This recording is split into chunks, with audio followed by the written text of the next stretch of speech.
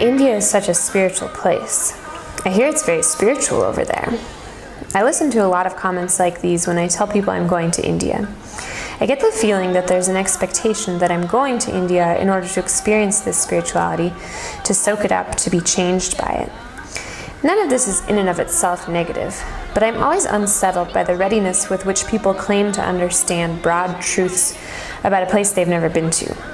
What I always want to say in response, but almost never do, is that there are a lot of very religious people in India, probably in higher concentration than in the US, and that signs of this religiousness tend to be very visible and intertwined with daily life. But to me, automatically labeling this as spirituality sounds a bit like exotification of a far-off place.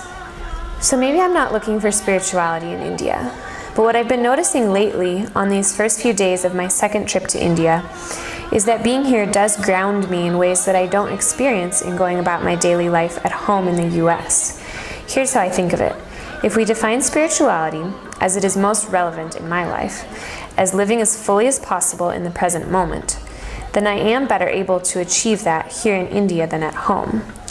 When completing any mundane task, getting cash at the ATM, going out for coffee at the cafe, involves at least 3 of the following experiences: stepping into unbearable heat and humidity, jostling through masses of people, bargaining with a rickshaw driver to get a ride, getting lost, sweating immensely, vomiting, facing the sight of dehumanizing poverty, having your picture taken by strangers, then it is almost impossible to focus on anything other than what is immediately happening in front of you.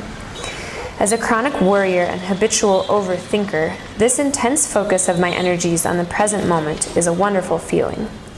And so I can only conclude that this is a big part of what draws me back to this place. I think I can, and sometimes do, experience this sense of grounding in other new and fascinating places. But for now, India is the one I've chosen to help me in my quest for peace of mind, and not because of the ubiquitous temples or frequently doled out blessings, but because of the intense sensations I experience anytime I decide to step outside. It's a beautiful, crazy place, and I'm learning to be more firmly rooted in my own skin with every moment I spend here.